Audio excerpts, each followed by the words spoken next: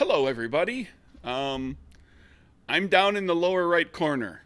That's not where I'm supposed to be because we're doing a little special something tonight, taking a brief break from Capers the Chicago Way, and Chris, who plays Kieran normally, is has volunteered to take us through playing Capers Pirates because today is International Talk Like a Pirate Day, which is not nearly as big of a thing as it once was, but it still happened. It's still here. So we're going to talk like pirates with superpowers and deal with whatever Chris has prepared for us. So up there in the upper left corner, in the illustrious GM spot, is Chris. Take it away, Mr. GM. Yar. So, first off, why don't we start by introducing our crew of Buccaneers? Craig, who will you be playing? I be Alistair Arbuckle.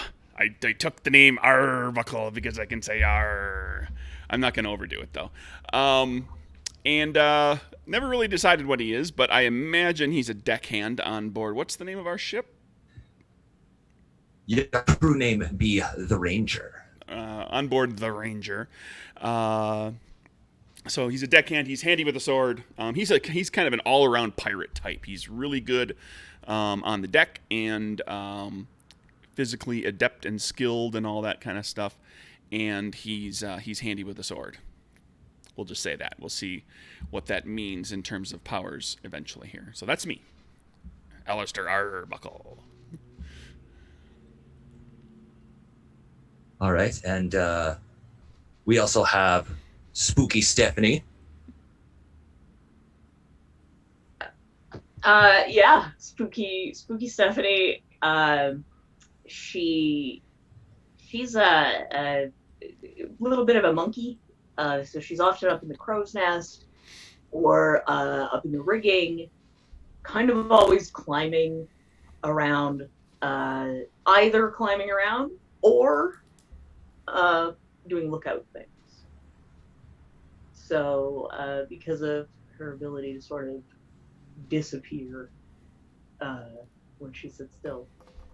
So she's not often seen by the crew. It's one of those, like, you just sort of know she's there, but you don't usually see her. She's up there somewhere, probably.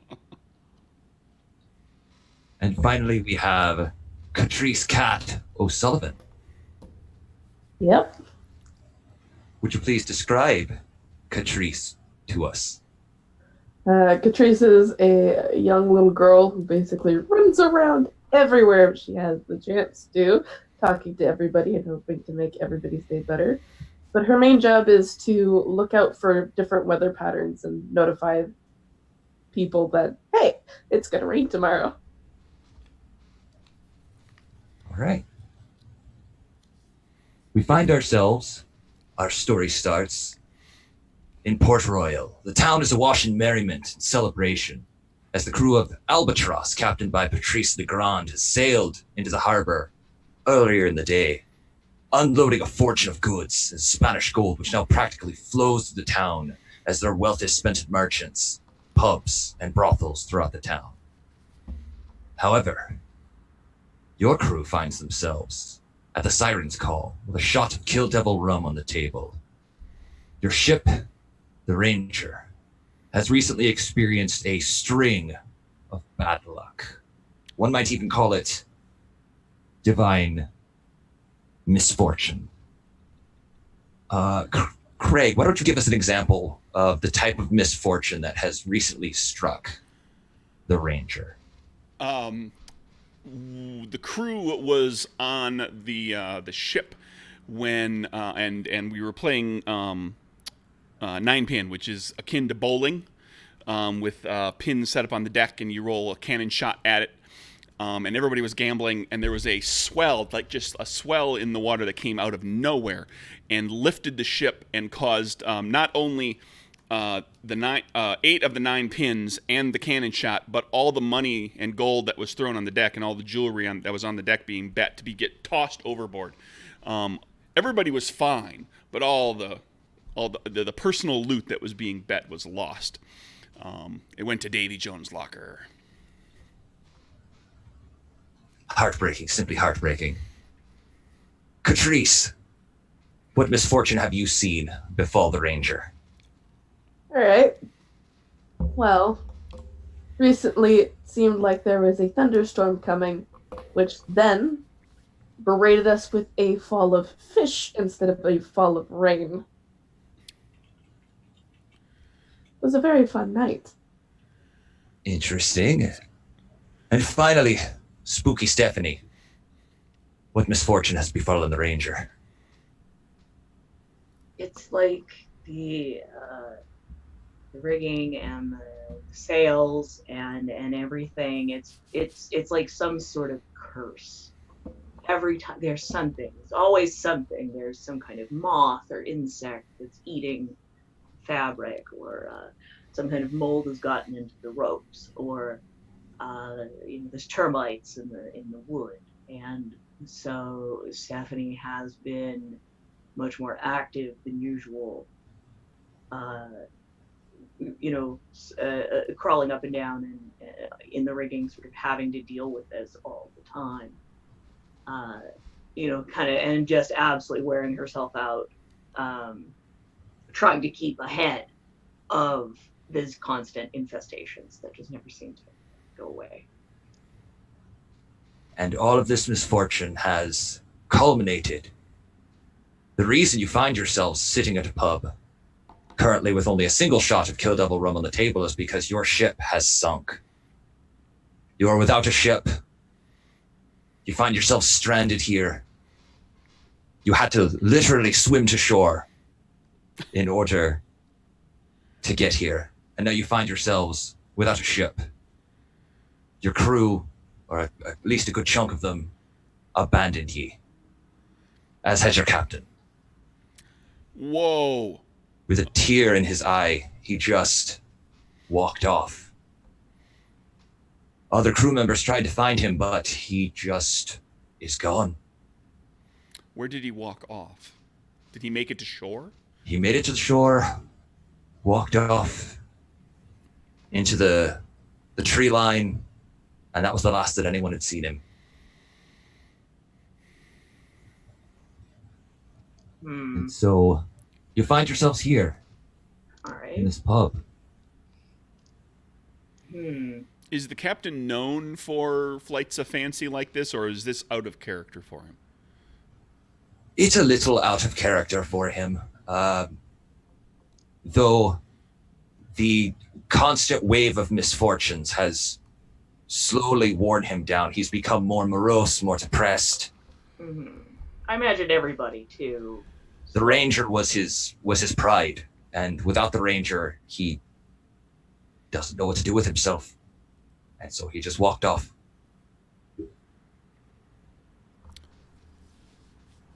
Prior to this, was he otherwise a good captain? Was he, what was our relationship with him? What was the crew's in general relationship with him? In general, the crew liked him, though he was a fairly new captain. He was a little green.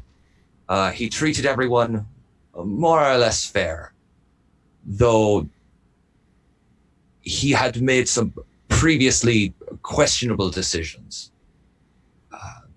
Some rumors had begun to spread that perhaps the source of this misfortune was his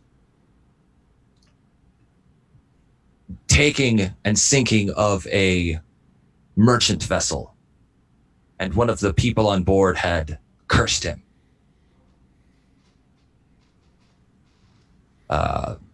Generally, the captain tries not to engage in bloodshed unnecessarily, but in this one, the merchant vessel had put up some resistance, and he had ordered whatever force necessary used to take the ship.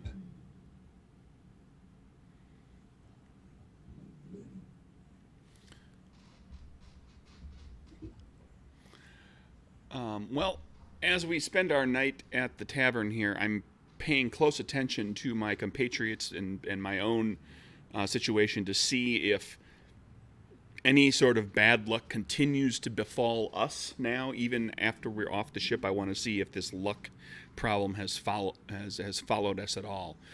To that end, I press my luck a little. I get into gambling games and I take a chance. I get mildly insulting with a big sailor, with a big pirate, and see if anything kind of turns against me. If this seems like if this bad luck is clinging to us, or at least to me. Okay. As you begin to maybe pick a fight with a pirate, he's a little bigger than you. The first mate, Catalina, walks up and puts a hand on your shoulder and says, "Easy now. Don't want to be stirring up too much trouble." Catalina is a woman with dark skin, large brown eyes, and wavy brown hair. She wears many rings and other pieces of jewelry. She's known as being a bit of a charmer. She is usually the person who, when a fight breaks out, when there's trouble brewing, to smooth things, which is not to say that she's not able to take care of herself in a fight when the situation, she is a capable and very intelligent woman and first mate. And she sort of gently massages your shoulders and goes, here now. Why don't you have a seat? We've all been through a bit of a rough patch. We don't want to tempt the fates now. I'll take the cue and settle down. I will be, at first, very morose, very depressed and sitting in the corner, and will sort of eventually just fade into the corner. And will, slowly sort of move through the shadows and find someone who looks like maybe they have a lot of money or a lot of fancy stuff. And see if maybe I can do a little bit of pickpocketing. Okay. Going to do a bit of pickpocketing. Why don't you go ahead and give me a check? Okay, so How successful you are. I have sleight of hand and 4 in agility. So I'm gonna shuffle everybody's deck real quick because I forgot earlier. oops. Oh, okay, go ahead. Sorry, I clicked that by accident. Okay, I just took care of your deck. Go ahead. Okay.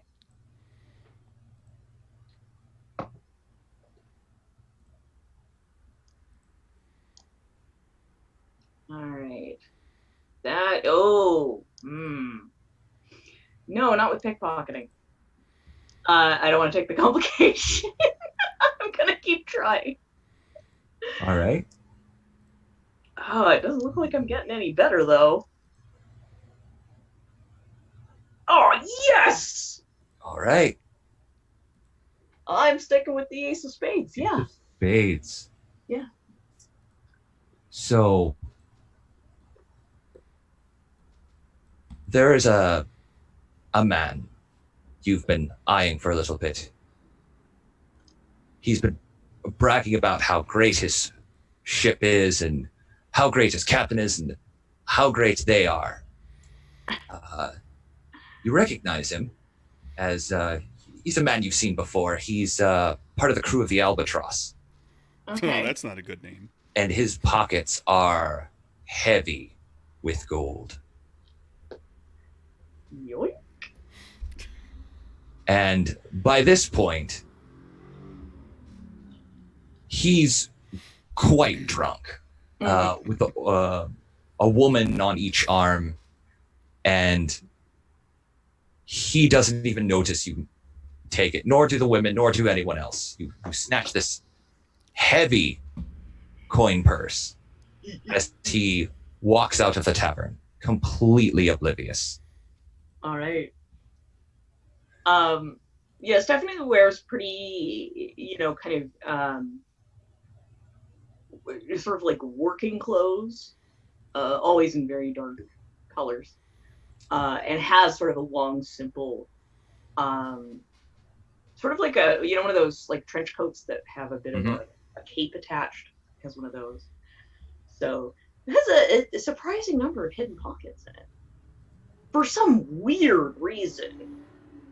And yeah, so this gold is quickly redistributed throughout the wide variety of pockets, so as not to make, one huge heavy lump in the pocket, right? Which is good because this coin purse is so heavy that it actually does weigh you down a little bit. Mm-hmm.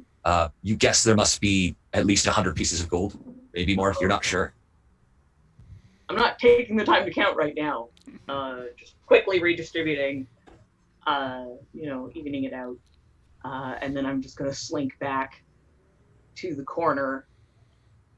And then I'm going to quietly, after a little while, hand a couple of coins to each of my compatriots under the table. And what is Catrice doing during this time? Catrice is looking around for any sort of lamp fixture which she could jump onto and basically sit on. There are quite a few. There are several hanging lanterns in the bar. Right, she's probably gonna fly up to one of them, get on top of it, and start swinging like a crazy kid. Darn it, girl! I don't know how many times I've tried to tell you. Get down from there! Your father is yelling at you. You're no pixie! Get down! She kind of floats down. You get that mischievous straight from your mother, I swear. As you are all sitting at the table, a man pulls up a chair and sits next to you. I hear you all had a spot of bad luck. Hear you without a ship, that's unfortunate. As it just so happens, though, I have a way you can turn that luck around.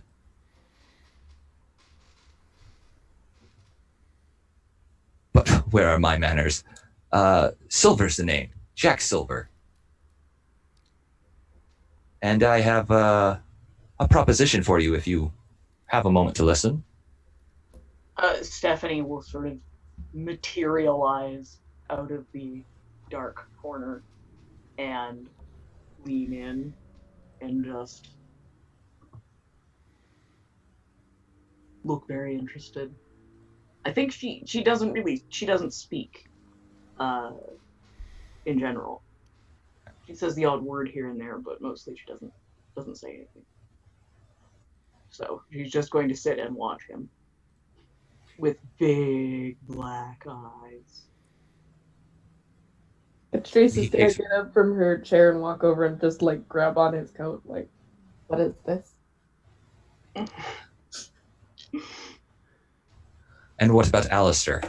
What's the proposition you got there, then? I happen to know the route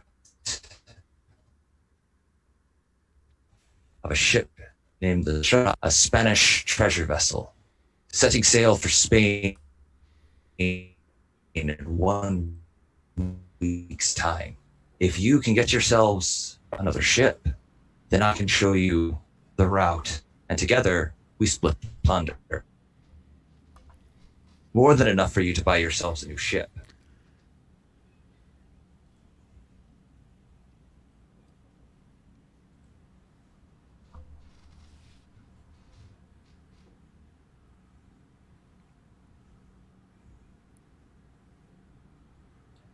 She kind of looks over at Alistair, shrugs, like,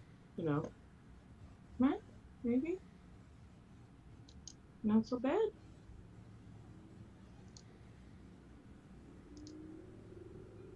What do you need from us? What do you need specifically? And I'll let you know whether it's within our means. Well, I need you to secure a ship. I obviously don't have a crew of my own, so I need capable people, and the ship is obviously going to be guarded, so there may be some fighting involved.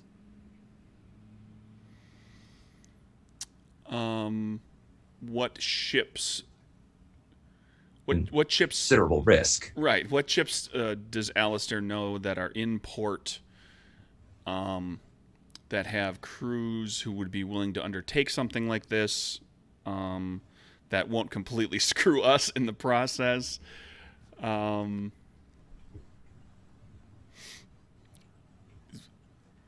There is. The Albatross obviously just came into harbor, but given that their recent success, you're not sure if they'd be willing to want to leave harbor right away. right. You know of at least 2 or 3 other vessels that you could probably either steal, maybe convince you to let you join in this venture. We might be able to round. 3 people to steal a ship, even 4 if little Cat's father comes along. That's an awful lot. That's not a lot to pilot a ship. But we might be able to round up a few people to help secure ourselves a ship, take care of this, bring it back, pay them for their trouble not having a ship for a while. Cat just kind of says, "Are we going to be fighting bad people?" Oh, yes, youngin. You'll most definitely be fighting bad people. Or the monsters? Hopefully we don't encounter any of those. Just the evil Spaniards. You got a navigator? I'm sorry, old. Mr. I don't. Oh, go ahead. He kind of looks up at some. Do you know what she is saying? Why is there a child here? What, you don't recognize our captain? Cat just kind of giggles. That's. I don't believe I've ever met a captain so young. Clearly, she must be very gifted. She's good at getting into and out of trouble, that's for sure. Mr. Silver, will you be coming along with us? Is this what you're saying? Of course. I have to show you where the ship is, don't I? Okay, I'm gonna read this guy. Okay. In like a perception kind of insight check to try to figure Absolutely. out if he's on the up and up a little here.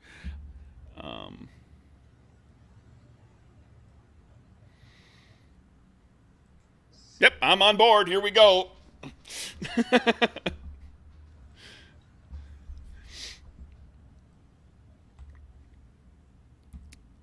So yeah, Alistair is ready to round up a crew. He's looking the place over, looking for a table of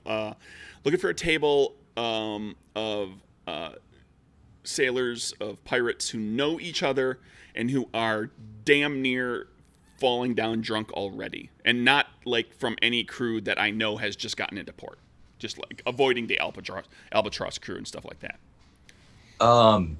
You see a table of men. You've seen them here before. They're regulars, and they're quite drunk at the moment.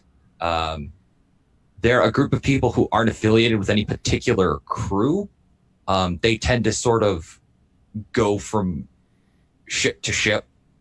They'll join a crew until they get some money, and then they'll stay on shore until they've spent all of their money, and then they'll look for another crew to join up with. They're temps.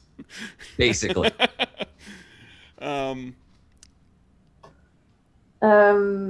Kat's gonna try and perceive if she can trust Mr. Silver or not.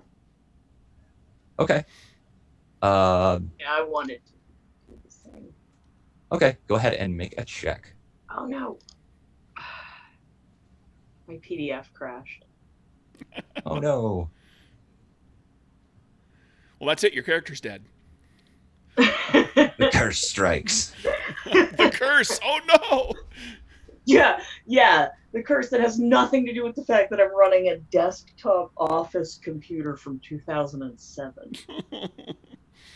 I mean, I think that's a curse in itself. There we Okay. go. so 10 of clubs for Treese. He seems to be on the up and up. He's definitely telling the truth about the gold and the ship. You feel like he's maybe leaving something out, like there's something he's not telling you, but like 80 to 90% of what he's saying is he's being honest about it. She pats him like twice on the leg and says, "I trust you, mister," and then runs off. Oh, well, thank you, Captain.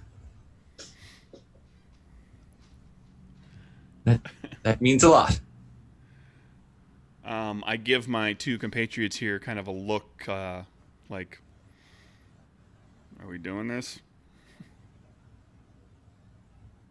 I need to figure out what my. Well, I know I will have at least one point in perception. So let's start with that. Oh no, that's bad. Catalina from behind all of you says, and what exactly will be the cut of the treasure? I mean, if we are going to go into the particulars of this venture. Who says this? Catalina, the first mate, your former first mate of your ship. Oh, right. That's all I got. I'm just kind of happy she's not. Lies with an even cut, of course.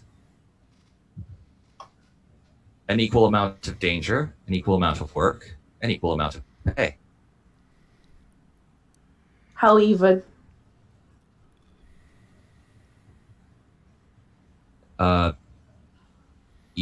Even.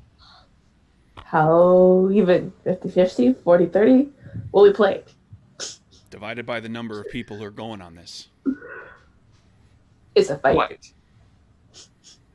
And I assure you, there'll be more than enough gold for everyone. Enough to make us all rich. At least until we spend it all, but...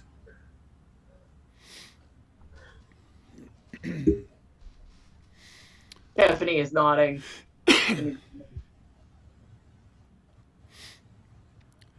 Shall I round up a crew then? I look to all of the ladies. I quietly pull out a handful of coins and kind of slide them to Alistair under the table.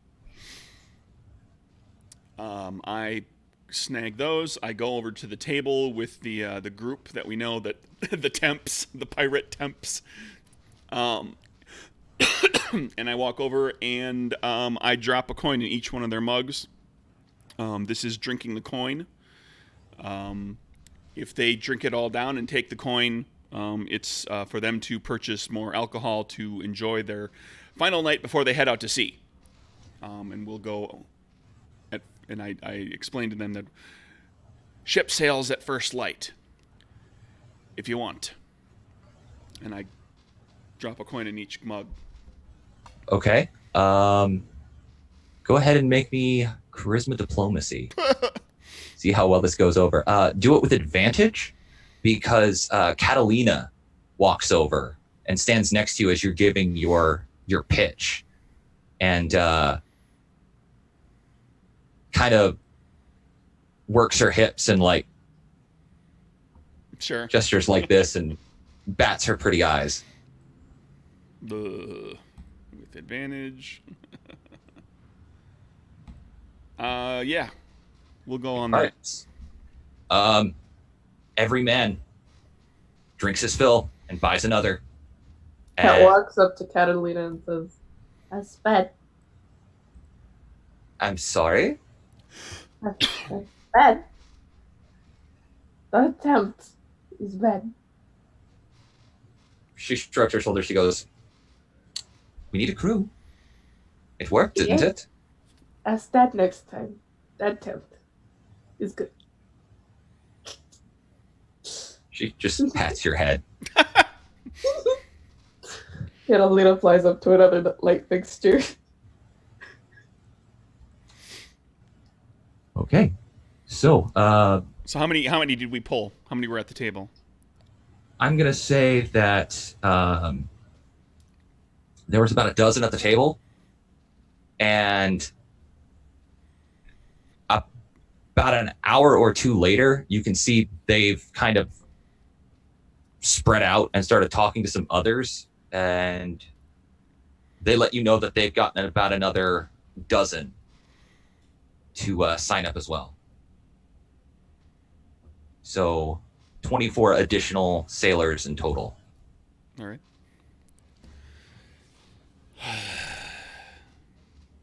Are you going to be looking to get more than that? No. That's probably more than I wanted to begin with. Yeah, Okay. that's funny. We told them we'll leave at first light.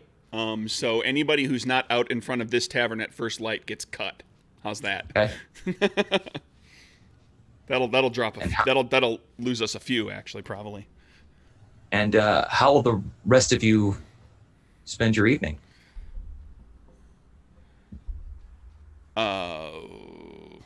Well, at this point, he's going to, Alistair will have a couple drinks and he'll carouse and tell stories and so forth, but he'll make sure that he actually gets a little bit of sleep so that he will be up at first light and doesn't get cut himself, according to the rule he just established.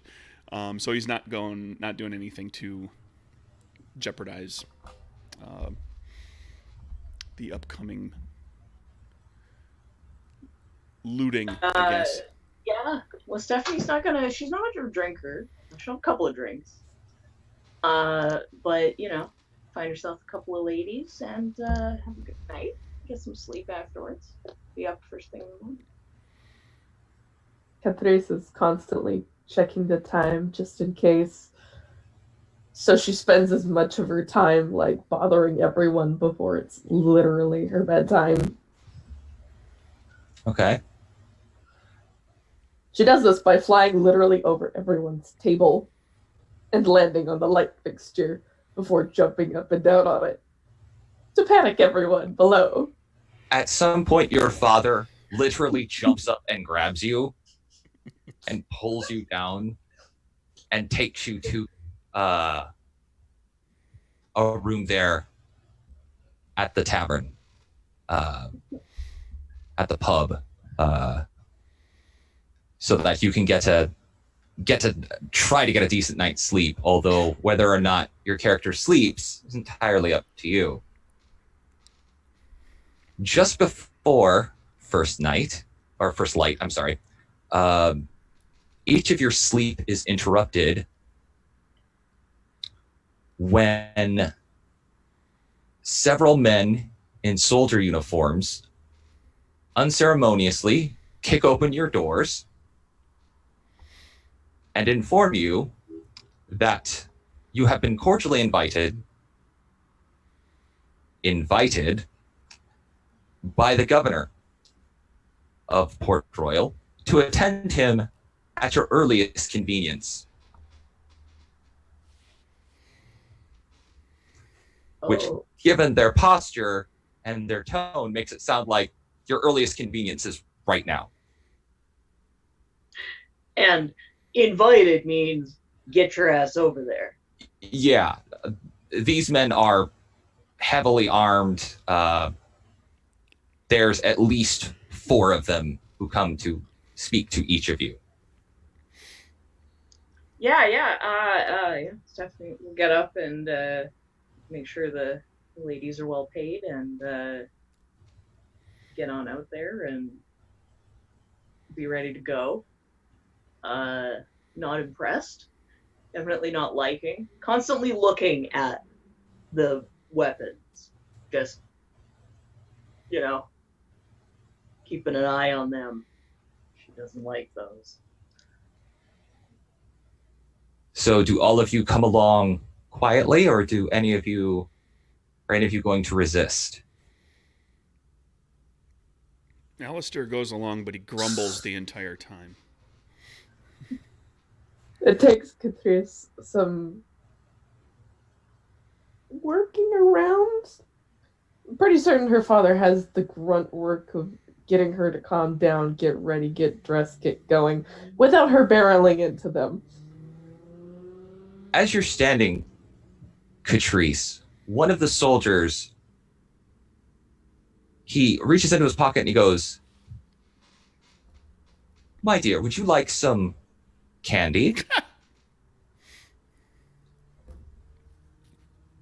No. No candy from strangers. You're strange. No. All right. Would you like a... He pulls out some gold. And he goes... Just kind of hands it over to you. He goes, "Would you like some gold?" I am no hooker. No. Give me sword.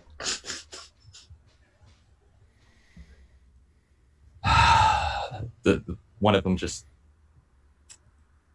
Okay. Do you like pets?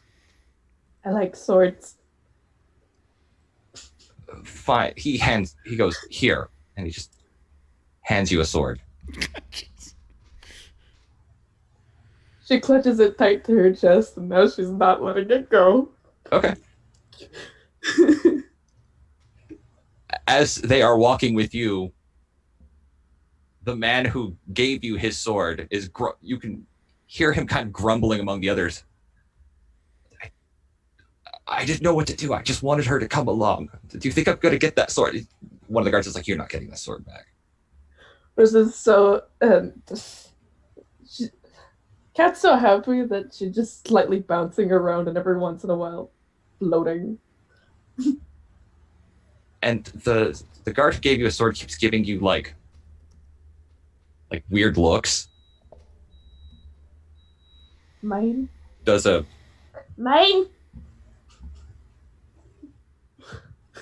Eventually, you are walked up to the governor's mansion, which is it's one of the largest houses here in the town. One of the only multi-level buildings here in the town. There are about 8 or 9 foot walls surrounding the mansion. There are guards posted everywhere. You are brought in through the front door. There is an older, well-dressed man who meets you there. "Ah, these must be our guests. Please, follow me. Some of your compatriots are already here and expecting you. The governor will be with you in just a few moments." And he leads you into a small waiting room. The mansion is very decadently furnished with plush rugs, silver, hardwood furniture. It's chandeliers. It's a beautiful house. Probably far nicer than anything any of you have seen. It is super hard. Stephanie has her hands in either sleeve and is holding on to her own wrists to prevent herself from pilfering all of the pretty shinies. Because And there are so many pretty shinies in here. many pretty shinies, but we will all be murdered if I steal. No stealing. So she's just going to hold on to her own wrists and not let go so she won't be tempted. Cat, on the other hand, is already up on the chandelier. Alistair is trying to get this over as quickly as possible because there's gold waiting.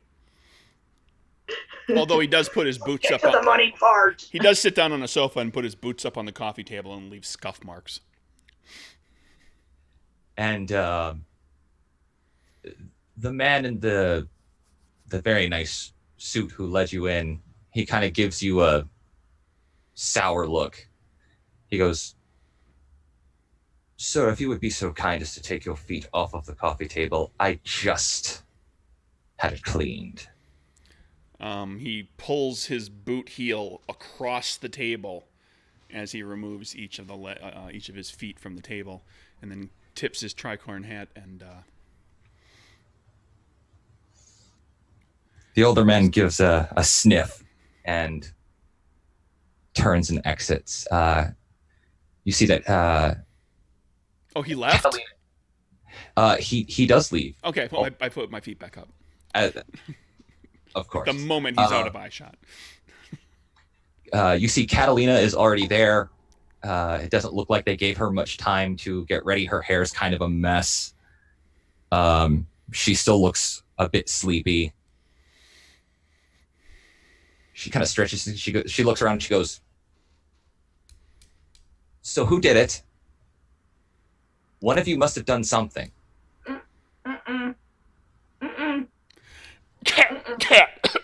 Cat. Mm-hmm. Kind of nodding. It's not me. I just saw a chandelier. Wait, is a chandelier bad?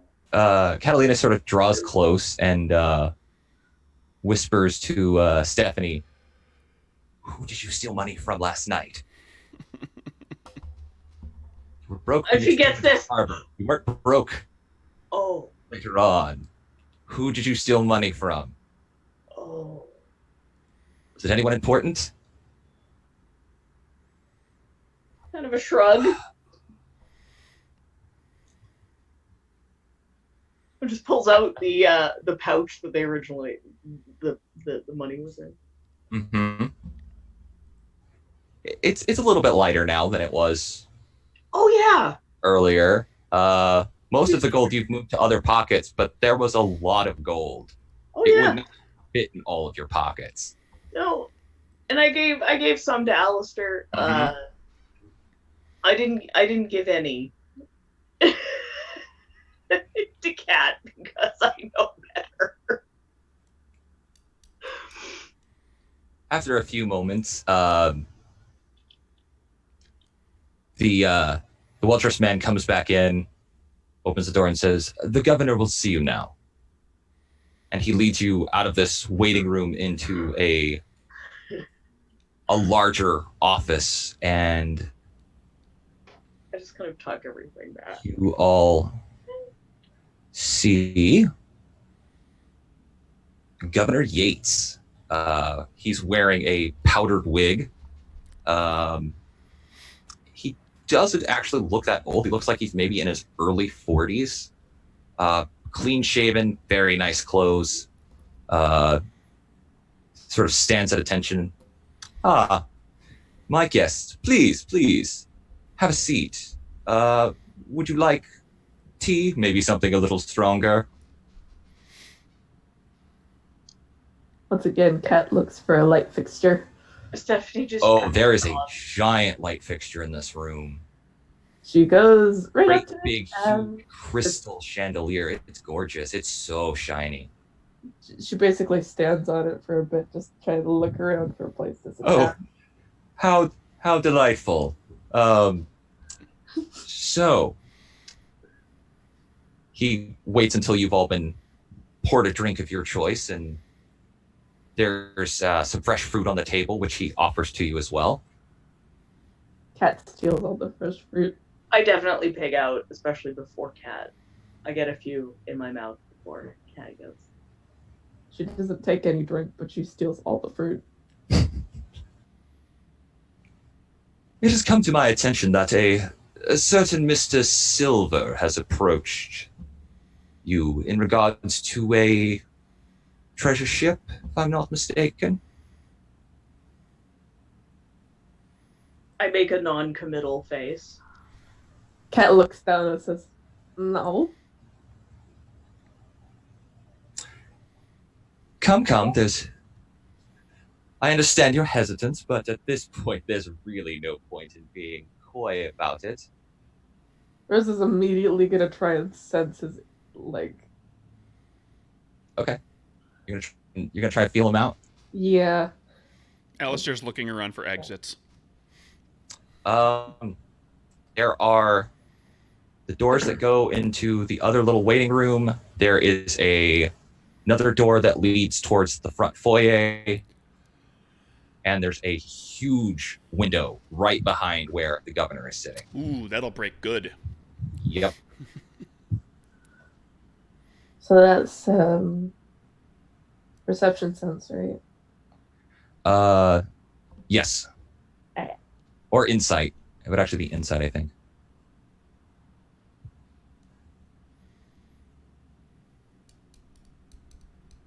Okay. Oh my. Haha. He knows. He knows about the treasure ship. Ooh. He's playing coy, but he totally knows. Speak up. Being a liar is rude. I beg your pardon? Your lordship, what do you need of us? Well, I understand that this ship containing a not insubstantial amount of gold is a Spanish treasure ship, and You're being rude. You're being rude. You're telling lies.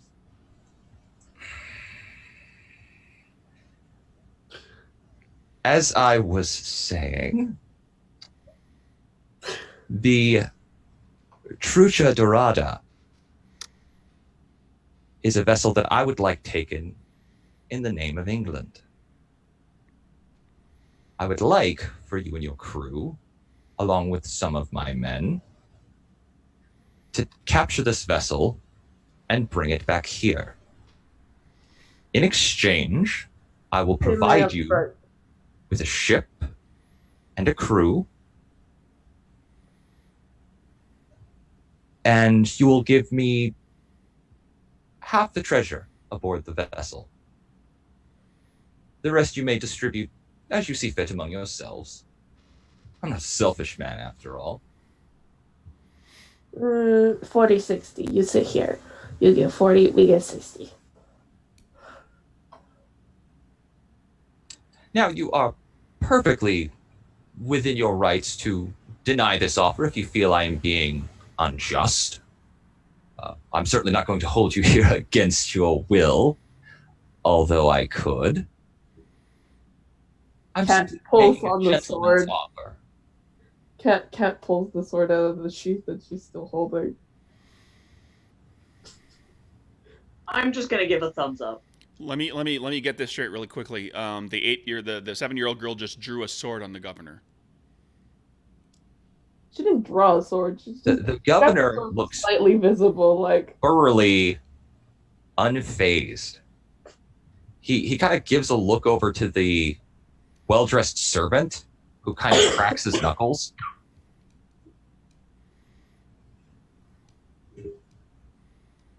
Cat also does not look fazed. I just back up, and I'm like, your father puts your hand in like a death grip. You can't get me. I'm on the chandelier. Cat on the back of you, pulls you back. His face has gone pale white, and he says, "No, your lordship. She's just playing around. Put the sword away. She's just playing around with it. She doesn't know what she's doing. Do you, sweetheart?" Cat sticks her tongue out at him, like, playfully. Before giggling. So, I understand that this may be a rather difficult thing you have to consider. I will, of course, provide you with some time if you'd like to think about it in the next room. Talk amongst yourselves.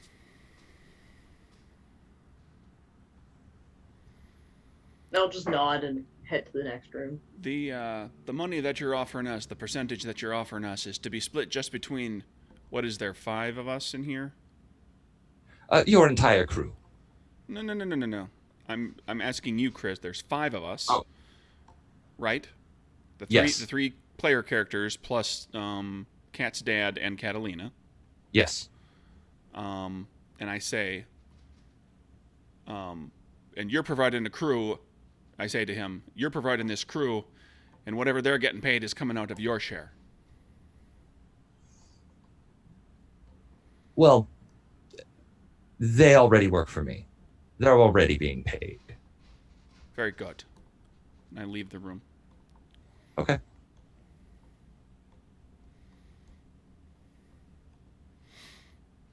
What are you guys doing?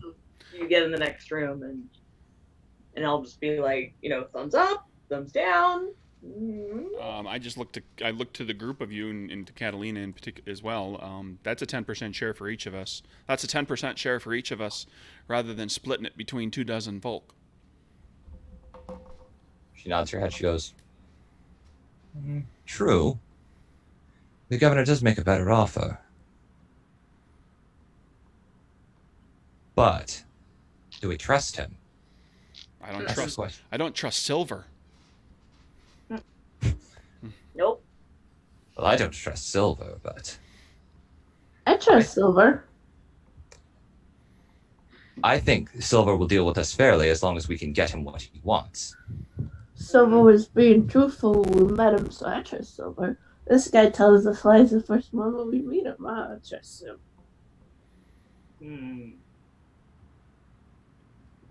And then he decides to tell us the truth? Nah. Still not trustworthy. He also don't like my new sword. He's so sad. I got a new weapon. I show it off to the governor. I show it off to Dad, and Dad's not happy, and Governor's not happy, and I don't understand. Take. Ship. Decide. What do you think, Steph? Make decision later for what Steph just said. Take ship.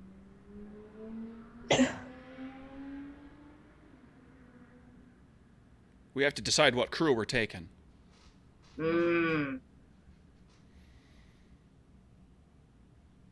Not paid.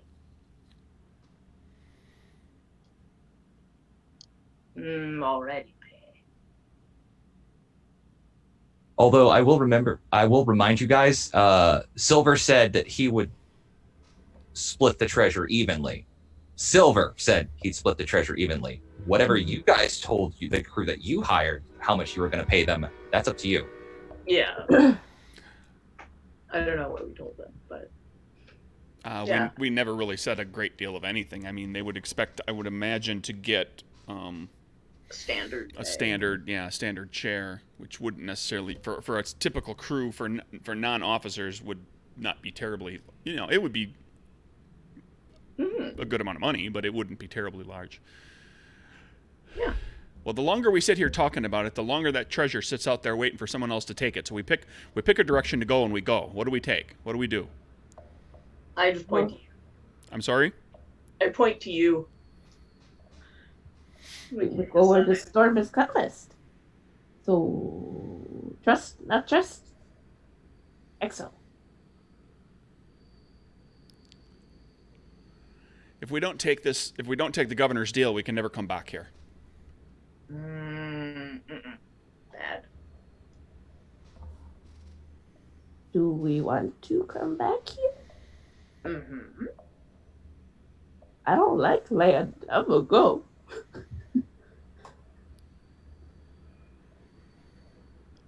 Go with governor. Take the governor's deal. Catalina nods. We can always and I give Catalina that look of like, and if we have to, we'll just kill all the soldiers and take it. She gives you a wink. And So you I'm guys, happy that I get to keep all my money. So we just keep going. We'll pick that and we'll go. okay? I walk back in. I tell the governor to tell his sailors to not look too orderly and no uniforms. I will inform Captain Clearwater to expect you then, and I will ensure that Mr. Silver is there as well to guide you to the treasure. But where's Captain? All right, off we go. Okay. You are led to a ship called the Furious. You see a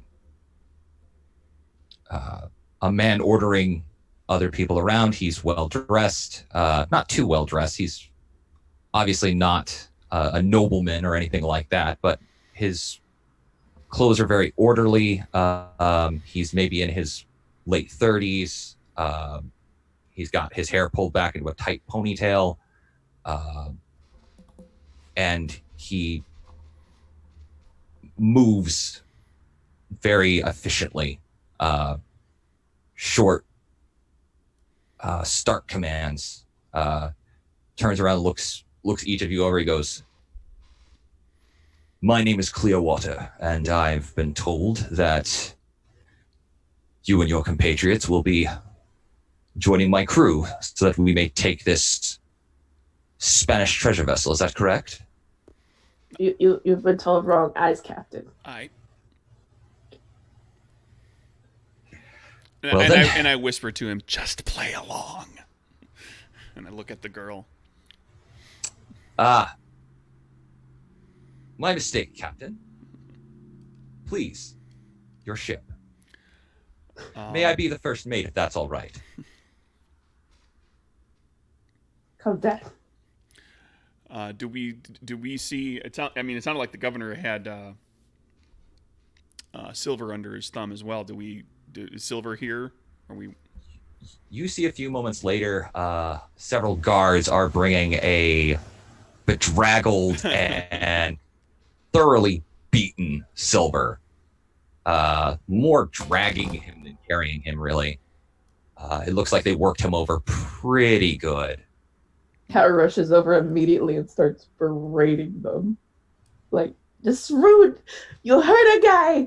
It's rude. I trust this guy. I don't trust you. You hurt people. Just completely ignore you. They bring Silver up onto the ship. They have him currently shackled. They unshackle him and sort of more or less just dump him onto the deck, and then walk off. It's rude. I grab him roughly and drag him down below. We're going to lock him in the wardroom.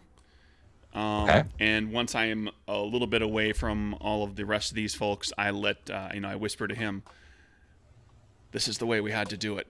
Don't worry." We've got a ship. We got a crew. That's the important part, right? Aye. Now we need a map. I'm the map. That's why I'm here. Give us a direction to go. I'm going to lock in the wardroom for just a while.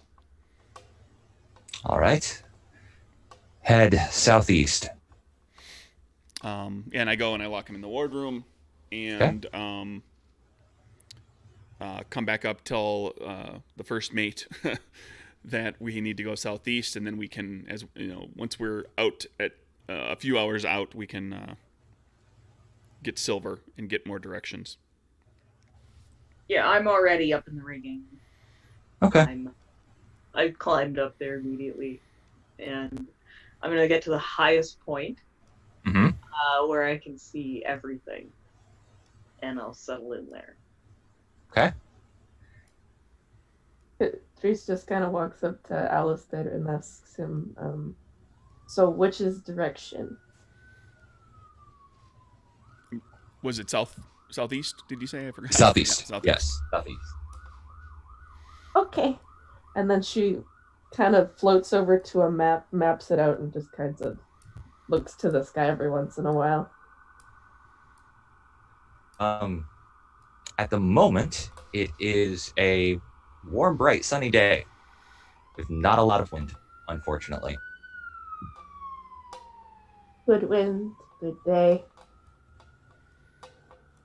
Good to leave. And if everyone is settled in, then you set off.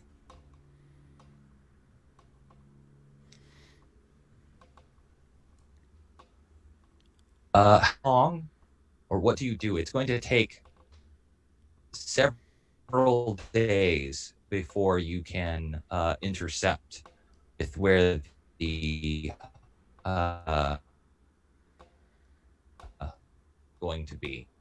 Alistair, you go and talk to Silver again, and he's able to relay your directions over the next couple of days. Sure. I keep everything moving on course. Talk to to Silver and make sure that we're going where we need to go. And then spend a fair amount of time just getting to know the crew and everything. Telling stories, listening to their stories, and spending whatever time I can figuring out who among this crew is an actual threat should things go south, and who among this crew is, could I just punch in the jaw and throw overboard and not worry about.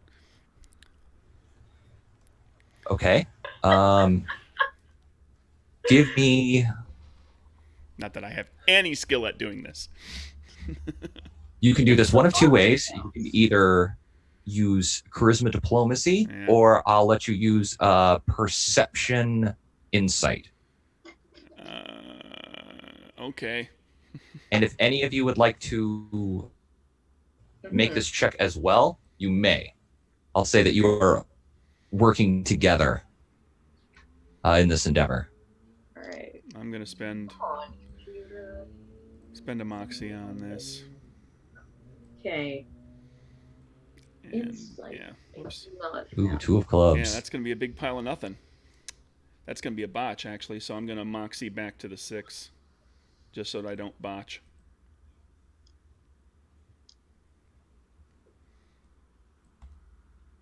Nope. Okay, so kill them all. That's fine. Okay. I got an 8. Luckily for you guys, Catalina got an ace of hearts.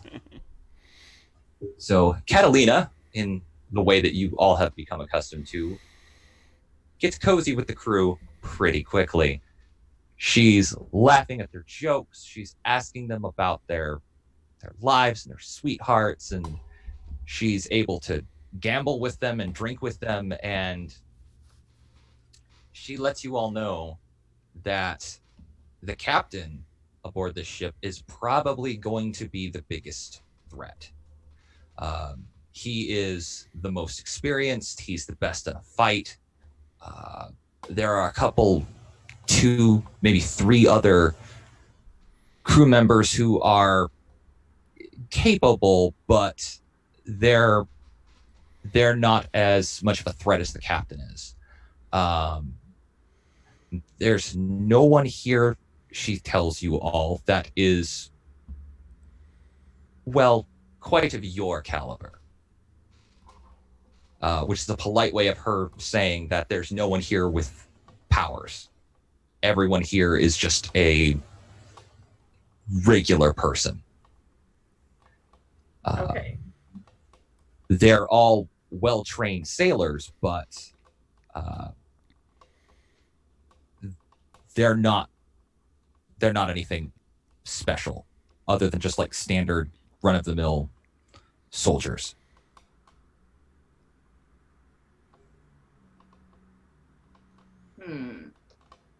Okay. I I have mostly agility. I'm gonna petition on my character's vice of being rash, where he Okay. kind of threw himself and everybody headlong into an agreement with the governor without He did. really thinking it through too much. Mm-hmm. I will. Oh, I'll give you a moxie for that. Woohoo! I would like to request a moxie for my identity. I gain moxie when I get what I want with no complications, and I got away with a shitload of money. You did. So I will award you a moxie for that. Treese, would you like to petition for any moxie? Kind of, Okay. but I'm not certain that it would be applicable. Because I've Okay. been jumping on chandeliers, and I've gotten away with it in some regards. I'm trying to think. You're rash, aren't you? Isn't that one of your? Yeah, I'm rash and I'm also trickster, so. I would definitely say you've made a number of rash decisions so far. So I'm going to award you a point of moxie for that. Jumping on chandeliers, demanding. I mean, you pulled a sword on the governor. That's pretty rash. Pretty sure that counts. Yeah, absolutely. Are we as a group pulling one for just the setup encounter and taking the offer and? Yeah, I'll go ahead and award you guys each a moxie the for whole, that. successful encounter. Yep. Award you all a moxie for that. Okay. Successful in that we didn't die or set anything on fire. That's true. Well, we had two options and we decided what we were going to do and. Well, Catrice is probably going to spend the days mostly watching the weather, mapping out the area, and trying to, endear the captain to her, because she wants to be the captain, and every once in a while, when she walks past someone, they won't call her captain, and she doesn't like it. Okay, so, Catrice, go ahead and give me charisma diplomacy to try to endear the captain to you.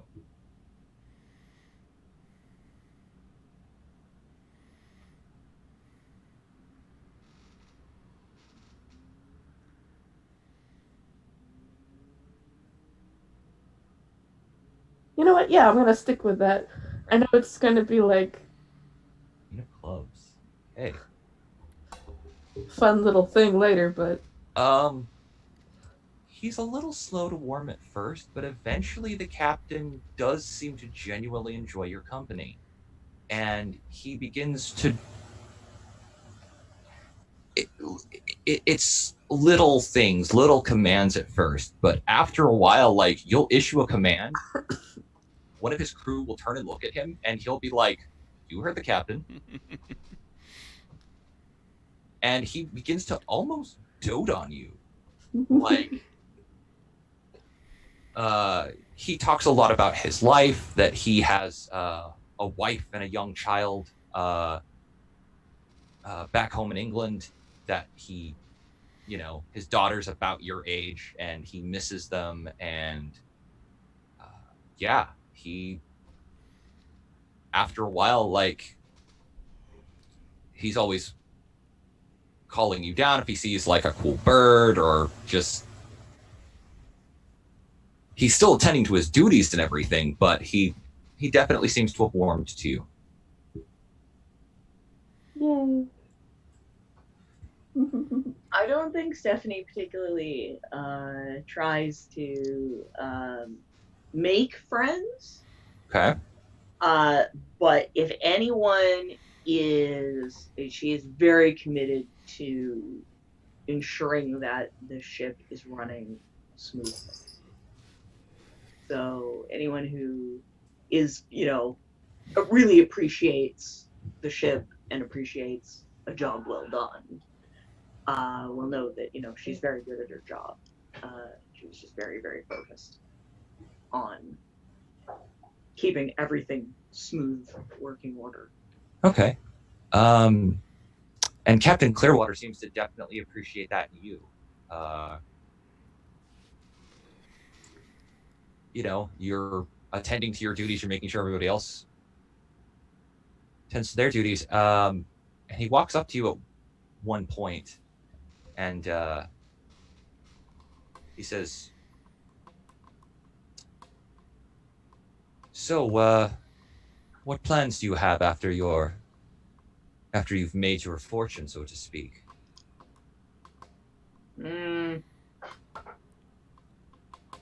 Sister. Sick.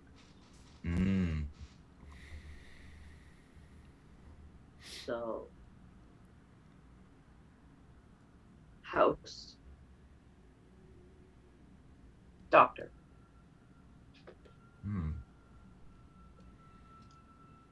There are some pretty good doctors back in England.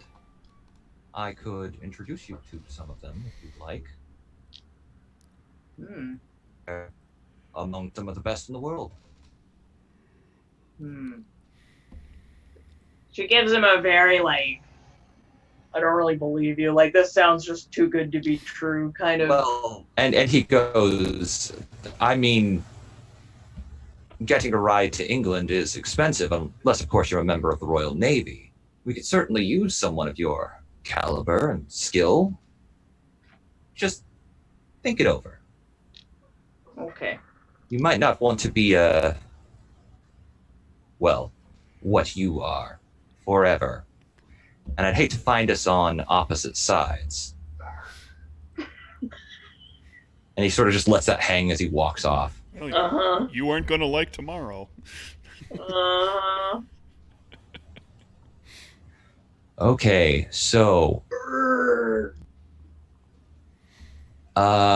you guys are about, according to Silver, about a day from when you should be coming up upon the Spanish ship. You've been following his directions, and he says within about the next day we should be catching sight of her. She, of course, is not going to be alone. There may be another ship or two serving as escorts. So we need to be ready, and we'll need to come up with some kind of plan. I have a bow, and I want to try and, so I have like a rope and grappling hooks and stuff. I'm gonna try and figure out a way to make a grappling hook that I can shoot with the bow. Okay. You can certainly do that. Okay. You could arrange some kind of device to a bowstring that will, when you fire it, will let it hook and attach. And I'll show them that I've made this.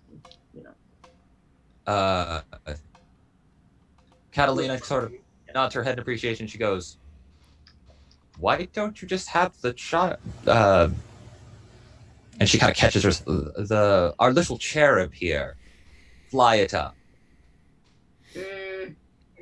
And I point to the bow, and I point to a bunch of other arrows, and then I point, like, as if, and I start making arrow shots. She shrugs her shoulders. She's like, I mean, I understand. So, insinuate, like, trying to communicate, that Cat could get shot. Oh, she's up there. I don't know. She seems pretty nimble. It's up to you, but I figure we come up on them during the night. Take one of the jolly boats and see if we can sneak on board. Take the ship when most everyone's asleep, and then we have a ship. I mean, I'm sure it won't be that easy, but that's Mhm. my thought. Anyone has a better one. Alistair's all for that. He does not have the thinking power to come up with some fancy way to get him from a distance. He just needs to get Oh aboard. He yeah, needs to get aboard the ship to be effective in any way. He needs to exactly. board. Kat's just floating around the room. She doesn't understand all this talk right now. She knows we're gonna be fighting, and she knows it's gonna be with another ship, but that's about it. Catalina sort of looks down at you and says, "So we need a way to get aboard the other ship, but we have to be sneaky. We have to be very, very quiet. We don't want anyone to see us." You don't need to tell me twice. I know we're going at night. I know we attack on a ship. It is going to be late, and I'm probably will be tired. But that's okay. Well, that's why you need to take a nap in the afternoon, honey. So you're kind of pats your head. So you're not all tuckered out. I like you. She gives you a little tongue out at you.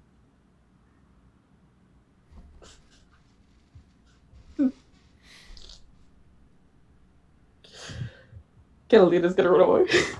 Kat's just gonna run away. So, is that going to be the plan then? Or are you guys going to... Works for me. Yeah, I don't think we're not exceptional. Going to try to sneak aboard? Yeah, we'll just sneak aboard at night. Okay. Alrighty. So nightfall comes and you Computer. spot the treasure ship, the Trucha Dorada. You see there are, in fact, two ships that seem to be kind of patrolling, two much smaller ships patrolling alongside of it. It's currently night. It looks like the ships have anchored for the evening. What are you guys doing? Well, Kat's looking for a smaller knife. Okay.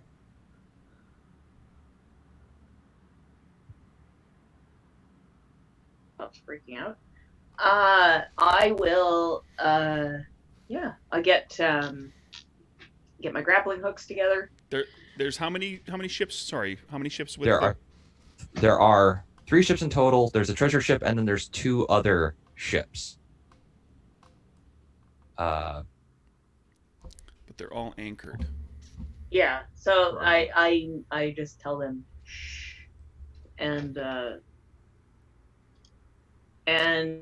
I will. I think I'm gonna go from I guess as close as I guess we're gonna get as close as we can. Okay. I will say that they're anchored near what appears to be just a small island. Okay, here's what I'm gonna do. We don't need these 2 ships following us once we get our treasure ship. I am going to kick up the sea legs power. Okay. To swim. So I'll be able to swim over to any of them at full speed without making checks. Basically, he can just swim as fast as as fast as he can. When I get there, I'll climb the anchor chain using the climb boost, so that I move quickly doing that, and then I will sabotage the anchor capstan, which is the big winch that rolls up the anchor chain, so that the anchors cannot be raised. And I will do this to both ships. Okay. Go ahead and then pull me an agility stealth check. See if anyone notices you. Son of a bitch.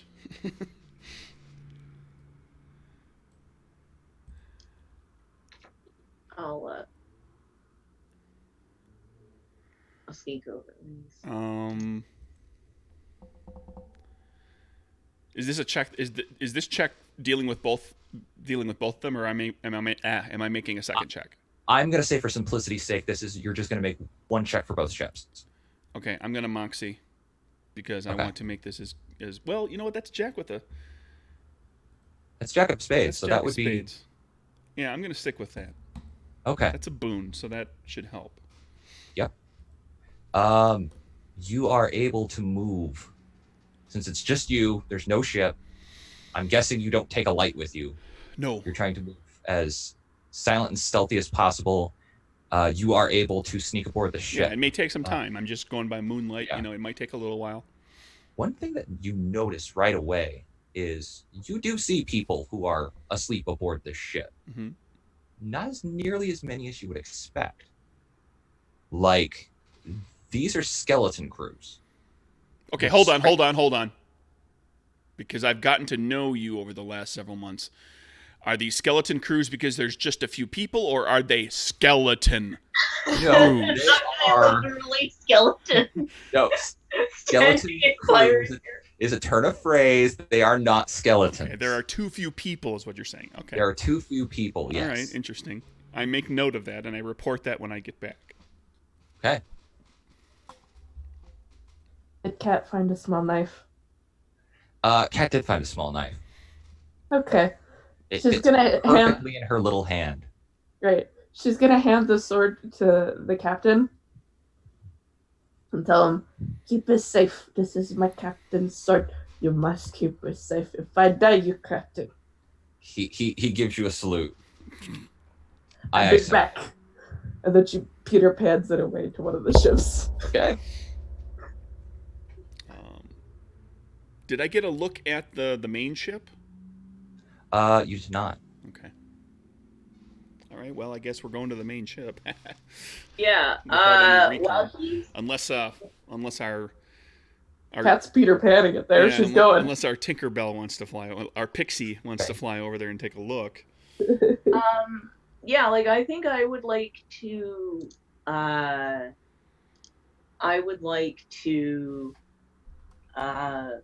Sneak over. Like I'll, I think I'm gonna try with my bow. Mm-hmm. I'm gonna get as close as I can. Okay. To the ship, and then I want to shoot the bow into the bottom. Okay. So I have a rope, so that I don't have to I'm pretty good at swimming. Mm-hmm. Swimming is agility, right? Yes, I believe so. Oh, well then strength athletics. Oh, it's strength athletics. Strength okay. Athletics. Okay. So I'll shoot like a rope, into the bottom of the ship, just enough to attach it, and then I can get into the water, and then use the rope to just lead me. So I'm not really swimming. Okay, you're more climbing hand over hand. Yeah, just pulling myself quietly through the water. Now I can't I don't sort of turn invisible if I'm moving. Mm-hmm. I can't be invisible and moving at the same time, unfortunately. I don't believe I have anything in my powers that allows me to do that. So I will just be as stealthy as possible. Okay.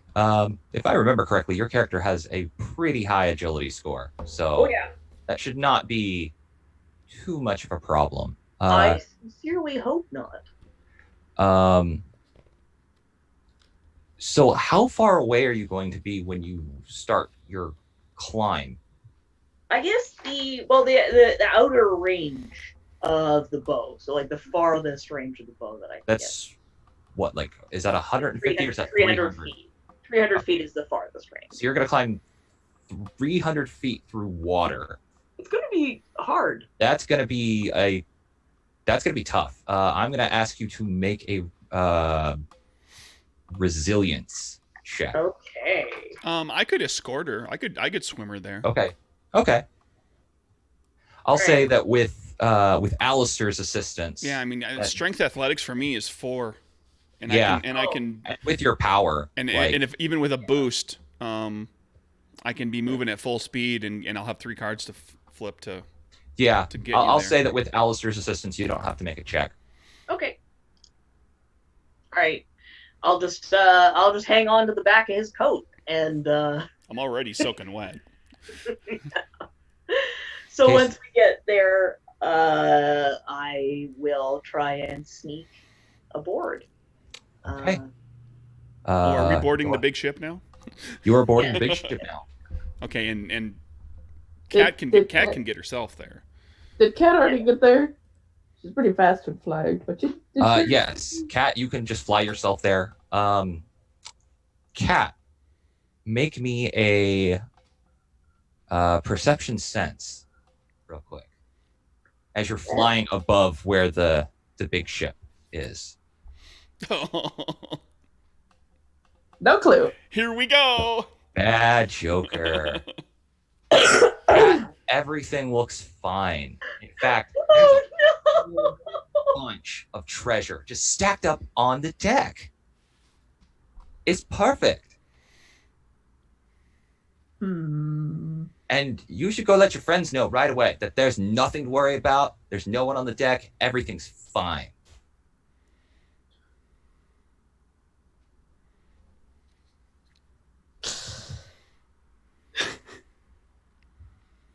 She floats back over to where Alistair Just keep swimming. and Just keep Stephanie swimming. Just are. keep swimming. She kind of lets them know, like, hey, I just took a look at the ship. I don't see anything. There's a bunch of money on this ship. I wonder if everyone went to bed. Sounds great. I continue on Okay. because I trust my friend. Yeah, I Okay. want to. When we get to the ship, I want to find. Oh, and you get a moxie for that. That's a botch. Oh, yeah. I want to find the first opening I can get into, like the first hole, porthole, door, window, anything I can get myself into. I want to get in. Can get you up the anchor chain at the very least. Yeah, I want to get in, like, into the bottom, like this low. I don't want to go in over the railing. I Okay. want to try and get in anywhere. Mind if I step in here just because I've done a lot of pirate stuff? Sure, absolutely. Likely the best chance you have is going up the back of the boat at the davit, which is a harness that hangs over. It's like a winch and harness that hangs over the edge of the boat. Has a like a rowboat on it that might be at the here we go, the poop deck at the back of the boat, which is often where the wardroom and the captain's quarters and things like that are located, and there may very well be windows in the side of that deck at the back, whereas along the run of the ship there's usually not. But after in those officers type quarters there may be. Okay. Yeah. Or Cat could pick up Stephanie from the water and put her on the deck. No, she doesn't want to go on the deck. Oh. She wants to get into the boat in as low as possible. So she wants to get in under, So she's going to do that. She's going to scurry in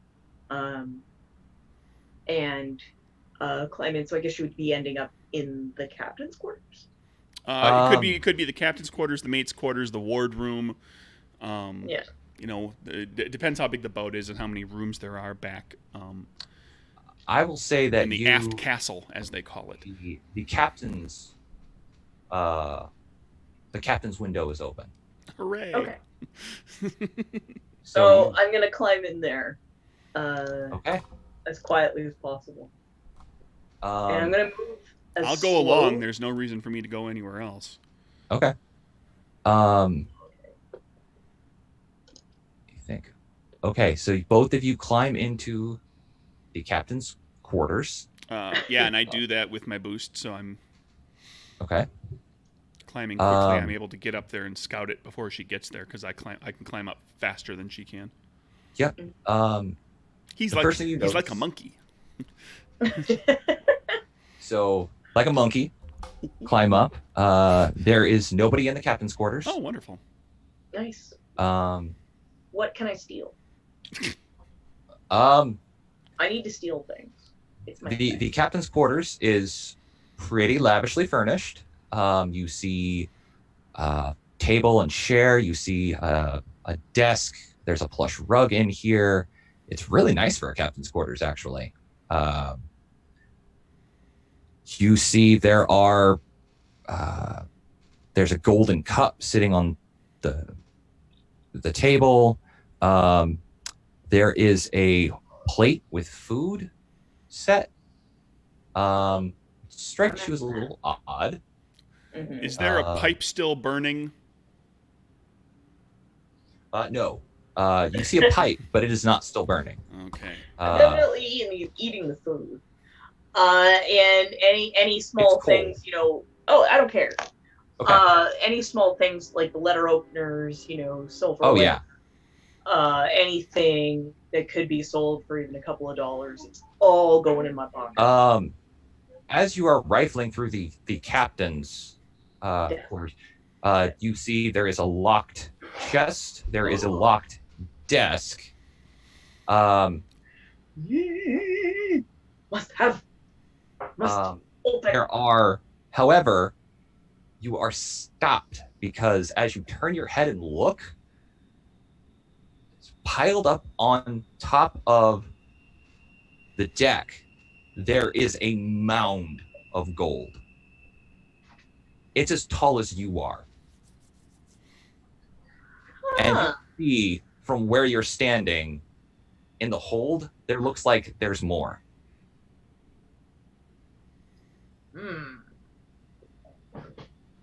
So you can continue to Oh yeah, but as soon as I see a mountain of gold like just laying around, When you say on the deck, where do you mean? I mean, like,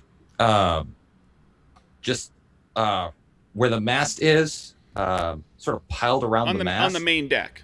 Yes, on the main deck. So we're looking out there through a window or something because we're in the captain's quarters. Yes, right. I cracked the door. I was planning to go over and crack the door and look out on the deck. Anyway. The door is slightly ajar, actually. Oh, okay. So there we go. It's not locked. Okay. So That's there's piles and piles of cash right out there. Okay, I look at it and I'm like, at first, she's got her big dark eyes are like sparkly, and then there's just this moment of, wait a minute. The warning bells start to go off. It's like, hold on a second. Ding ding, that's too easy. That's right. And Alistair Arbuckle will rashly head out onto the deck. Okay. I will stay in the room and watch what happens to him. He's looking for trouble, but he'll happily walk out there because he's a sucker. Cat's gonna land in the crow's nest. Okay. First off, Stephanie, are you going to try to open the chest? That is... Yes. Okay. Oh, yeah. You find that it is locked. Are you going to try to open it real quick? Yes. Yeah. Okay. Go ahead and make me... we'll call this Agility Mechanicals. As you try to deftly work the lock. Can be sleight of hand.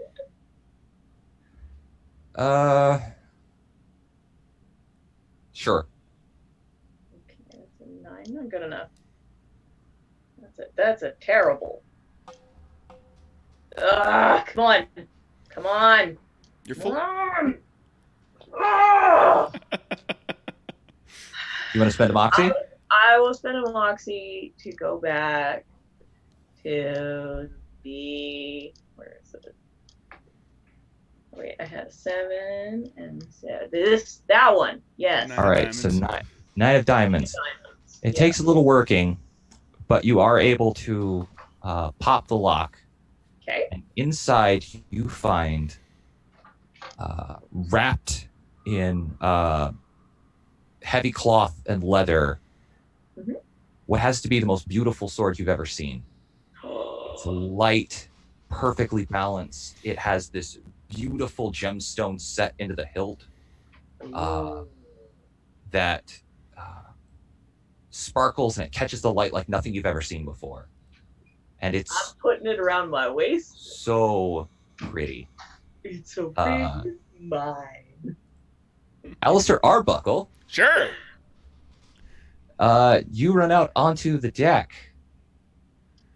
and there's all that gold.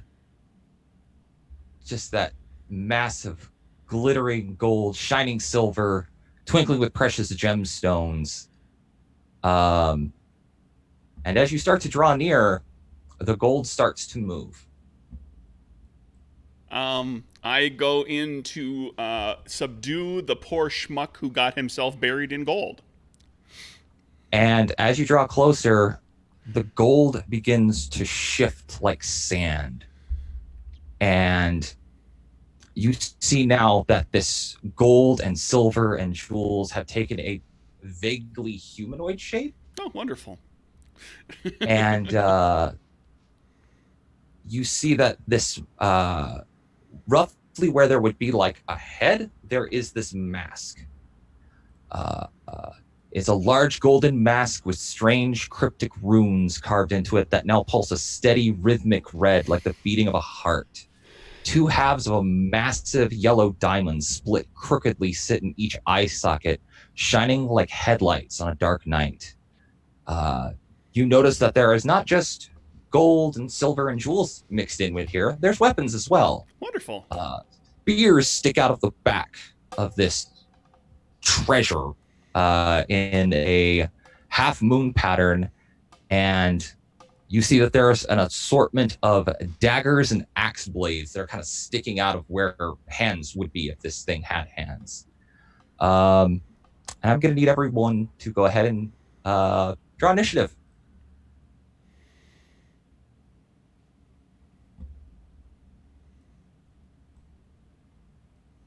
It's going to be a king for me.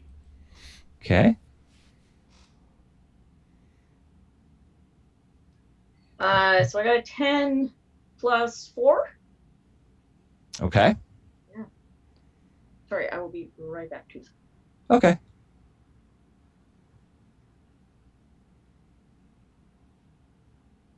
Okay, so you guys are going first. Cat, what does your jack turn into with agility and Plus sense? plus agility, it's king.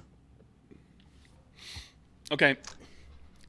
My monster drew a hot 3. Sweet. So you guys are all going to get to go before it does. Okay. I get to go before Alistair because I also have sense. Aha. So who's up first? It's technically going to be our absent spooky Steph. Let's go ahead and have we will have who's next up? It's either me or Cat. Do you mind if I go first, Cat, given that this thing is right in front of me? Sure, given that the fact that I've only just landed like in the crow's nest. Yeah. Okay, so Cat's happy to just roost here. sword out, damage boost, riposte boost. Okay. Strength melee, -2 cards. I've got 2 cards. Swinging my cutlass. Oh, Okay. Wonderful. Even better. Moxie, come on. King of Diamonds. King of Diamonds will hit. With my sword, which cutlass is normally suit +1. I had the damage boost, so it's suit +3. Diamonds is 2, so 5. 5. Okay. 5 points as he slashes at the and I imagine coins go flying everywhere as I attack this thing. With my moxie, I'll catch 1 coin if I can. Oh, in my offhand. Absolutely. So despite the fact that you deal a solid blow to this thing, it does not seem terribly affected by doesn't seem to be terribly affected by your sword. It as you're cutting it, it sort of moves with the blow and seems to absorb a lot of the impact. Lovely. So next up would be Cat. What you doing? Well, Cass immediately gonna use weather manipulation after seeing this giant thing appear from gold. So Okay. And how are you going to be using weather manipulation? I am going to throw a lightning bolt at it. Okay. So basically, you just see Cat on top of the crow's nest looking down, and suddenly she looks up at the sky and commands the sky to create a bolt. Okay. So lightning boost. So you have to make a power check versus the target's body. So go ahead and draw to see if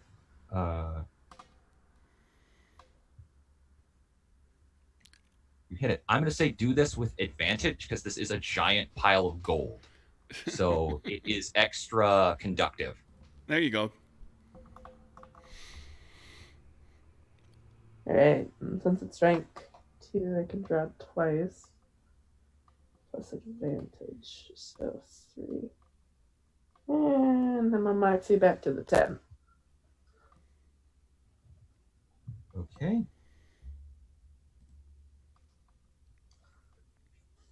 The bolt falls just short. But I'm pretty sure everybody else on the other ships saw everybody else saw probably the bolt of lightning come from the sky, but it doesn't look like it hit the creature. This giant pile of gold came really, really close though. Cat's still pretty proud that she basically yelled this guy into creating a lightning bolt, and that everybody on the other ship has now seen what type of damage she could do had she aimed. Okay. Spooky Stephanie. Technically, What are you we doing? jumped over you. We did. Yeah, no, that's While you okay. were I can gone. hear. Because we all beat the Gold Monsters initiative. I'm still in the room. Mhm. So I'm going to use my precision boost Okay. and use my bow Okay. to shoot at this monster. Alrighty. So let's see. What I can do. Oh. Oh. Oh no. Well, you gain a no. Moxie. You do gain a Moxie. I don't think that's really going to make up for it at this point. Yeah.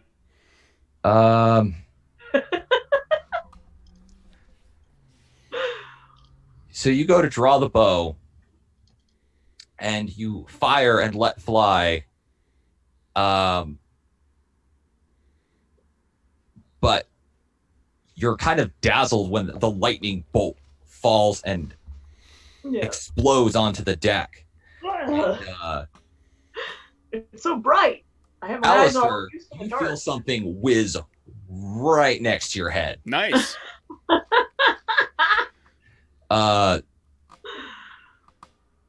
So close that a few strands of hair were caught as it passed by you. And it is my monster's turn. The treasure guardian. He is going to see. Hey, how's it going? One of the spears on its back raise of its own accord, turn, and it is going to shoot at Alistair. Okay.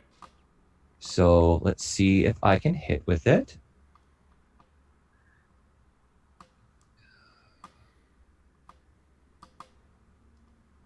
And no, I'm gonna stick with it. I get an ace of clubs. Yeah, that's gonna get him. So that will deal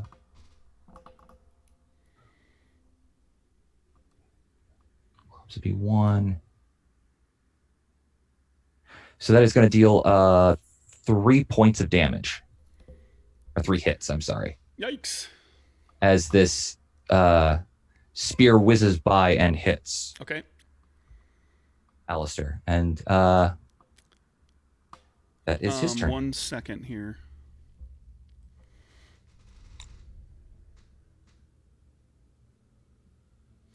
That was a ranged attack, you say? It was. Okay. Continue. Okay. It is top of the order again. Oh, no, wait a minute. I forgot. Catalina is here with you. So she is going to try to...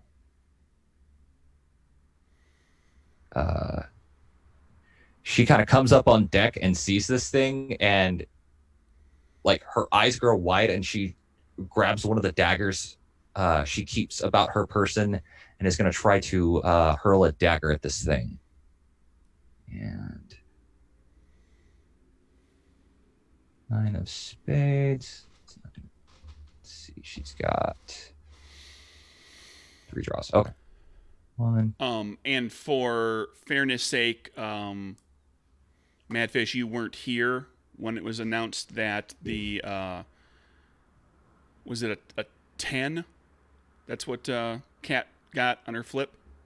Yes. 10 barely missed.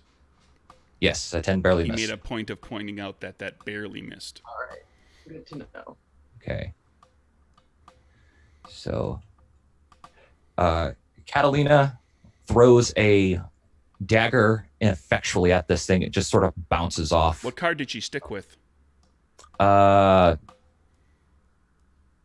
was Looks like- 8 of clubs, I think. So technically, she botched. Yes, and she gains a moxie. She gains a moxie. Yeah. Because if it was clubs or spades, she'd have a moxie for next turn. Because I saw a lot of black cards, so I figured she Go probably. ahead and mark down. She's got a moxie. All right. It is top of the order again. And that's All right. Yep. It skipped me. no. Did I? It was the first turn. Yeah. Oh no, the first turn. Yeah. Spooky was supposed to go first, but she wasn't there. That's why I had you guys go first. But then after Alistair is my turn, and after my turn is Spooky's turn. No. No, I'm supposed to go first. Spooky, Supposed to go me, first. you, monster. So I have. Spooky, you, me, monster. Okay. Well, we did me, you, then Spooky appeared, and Spooky was first, and then it was Spooky, you. No, we've only done one round. Everybody's gotten Me. one attack. We've had one round. This is now round 2. Okay. Okay. Now we're back in the right order. So I can transform a non-living object Mm-hmm. into a weightless shadow. So this thing is it? What's it gearing up to do right now?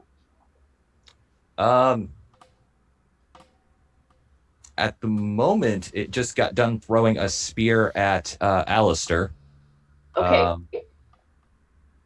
Does it have another spear that it's like ready to? It's got 3 more spears, kind of in a half moon shape around its back. It looks like it's getting ready to ready another one. Okay, so I'm gonna transform the next one it's gonna grab. Okay. To shadow. So the spear will basically turn into weightless shadow that only I can touch and hold. So he won't be able to touch it. Okay. Yeah. So I mean, So- it's not a lot, but it's one weapon. Where there were once 3 spears, now there are only 2 spears. Yeah. Okay. Alistair? Yeah, cutlass attack again. This time with the damage boost, but not the repost because this thing isn't attacking me in melee. Okay. So just damage boost.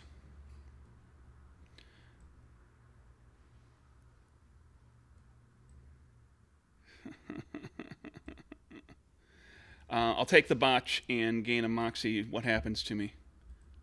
Okay. You are going to stab this thing, and there are gold, daggers, loose gems everywhere on the ground. You go to take a step, and while normally you're very steady on your feet, it's almost like this treasure is moving of its own accord, like it has a mind of its own. And you slip and you fall. Hooray! And now it is Catrice's turn. Woo. Catrice looks down at the giant guardian gold monster and says, "You're going to be named Andy, because I'm going to end your life." Okay. And then once again casts lightning down upon him. Okay. This time getting even angrier because it missed the first time. Okay. You do so with advantage. Go ahead and make a check. It's a pretty solid check, but I want to just make certain that there's no way else I could make it better. I'm going to stick with the ace. Okay, ace of diamonds. That's gonna be that's color +1, so that would be 2, and then you get a boon. Yeah, and I'm going to throw it in damage. Okay, so that's gonna be 4. This time, as opposed to last time, you hit it dead center, and there is a noticeable effect as this thing roars. And you see that its form sort of destabilizes a little for a moment when you hit it with the lightning. And the runes on the mask like flicker for just a moment. And the eyes dim just a little and then come back on. Okay. And let's see. We'll go ahead and have Catalina. She's going to try to throw a dagger again. 10's not going to do it. 4's not going to do it. 8's not going to do it. King of Clubs. She will go ahead and stick with the King of Clubs. She's going to deal...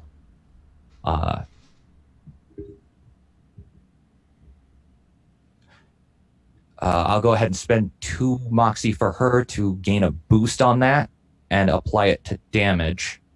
So she will do 4 points as she throws her dagger, and it actually it hits the mask, and a small crack forms in it. And once again, the runes flicker, the diamonds, their glow dims for just a moment, and the thing shakes in rage.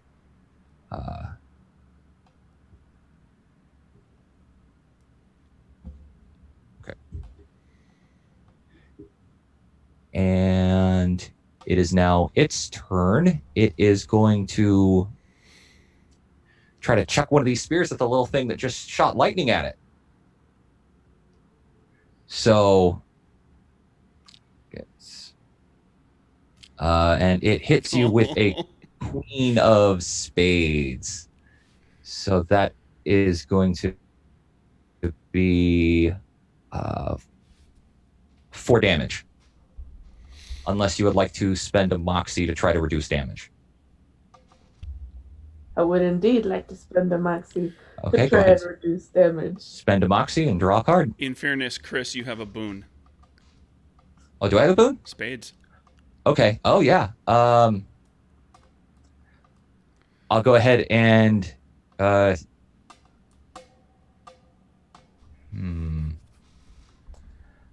I'm going to say that with that spear, you're up in the air. And you have like little, they're not real wings, but you have like little pixie wings, don't you? They're like fake angel wings that are kind of like. The spear scrapes across you, catches one of your wings, and pins you to the mast. No, my So wingies. This thing just damaged your wings. My wingies. Okay. Red, that reduces damage by 2. Mm-hmm. Okay. And it is top of the order again. It only has one solid spear left, doesn't it? Yeah. Correct. Because I'm going to maintain that. Since I noticed that the attacks to the mask seem to be doing it, I'm going to try shooting my bow again. Okay. At the mask.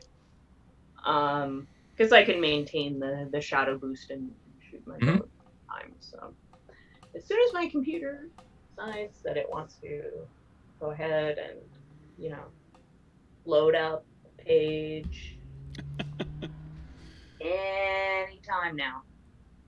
Anytime. Which color deck is yours? Do you want me to draw your card for you? Yeah, it's the burgundy. Okay, I'm going to draw your first card for you. Okay. I got agility, so I've got like 4. Oh, and range weapons, so I have 5. Okay, you got a 7 of diamonds. That's not good. Another card? Yeah. There you go. Come on! What is it? Queen of diamonds. Oh, that'll keep. Queen of spades. Spade, sorry. Yeah. Yeah, Spades that'll keep. That I'm keeping. Okay. What boon do you want to use? That's definitely gonna hit.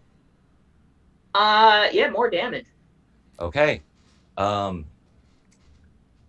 You fire your bow, and this time it is a solid strike just under where one of the diamonds are, and it causes an even bigger crack in the mask. And once again, the thing starts to thrash, but you notice now that as it's moving, there's the gold is just kind of like sliding off of it, and then it kind of has to like pull it back up onto itself in order to keep its form.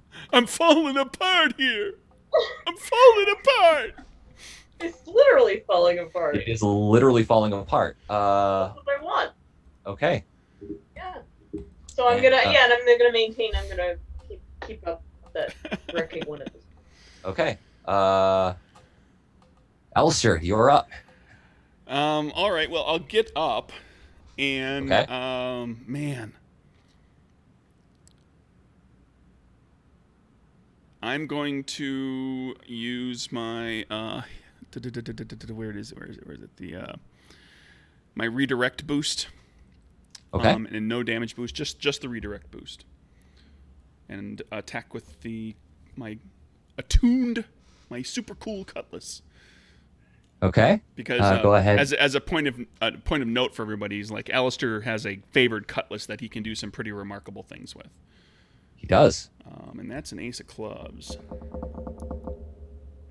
And just for everyone at home, what does the redirect boost do? The redirect is it turns a hit into a miss if I get attacked anytime between now and my next turn. Okay. I redirect the shot. The riposte I abandoned because that needs to be a melee attack. Like if somebody melee attacks me and hits, then I can immediately attack again. But I'm gonna play on top of that ace of clubs because I'm like that. I've got 3 cards to work with here. And I'll moxie back to the ace. Okay. So how much damage is that going to be? It's just going to be 4 using the ace, the boon from the ace. It'll be 4 total. Okay. With the complication. You managed to hit this thing once again in the mask, causing another split. This thing is it doesn't look like it's got much left in it. The spear that it had hovering has now fallen. Some of the gold and the jewels are starting to just lay on the deck. A couple of the daggers and an axe has fallen out of its hand. However, your sword is now stuck in this mask.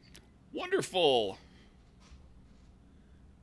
And let's see, it would be Catrice's turn. All right. Catrice is a very mad, wiggly girl on a post. She is going to use her weather manipulation to cast thunder instead. Okay. Because she can't cast lightning more than twice in her mind, so therefore, thunder. Okay. Go ahead and draw to see if you hit this thing. It's not even a hit, it's a mind thing. Oh, is it a mind thing? Manipulation. I think so. Yes, you're right. Make a power check versus one target's mind. Yeah. So you're going to be attacking its mind instead of its body. Yeah. Because Okay. Thunder's supposed to become before lightning does, but she's used lightning twice, therefore she must now use thunder. Okay. Go ahead and draw. Okay, that's it. That'll with a cacophonous boom. This guy is very mad at her. 7-year-old rage into this strike. And the thing just explodes as gold, jewels, and weapons just fly everywhere across the ship. I'm still in the captain's room, like I've been shooting from the doorway. So I'm just gonna like duck behind the door and shut the door. Cat immediately says, I told you your name was Eddie. See, I Eddie'd your life. The mask clatters onto the deck. All of the runes in it have gone dark.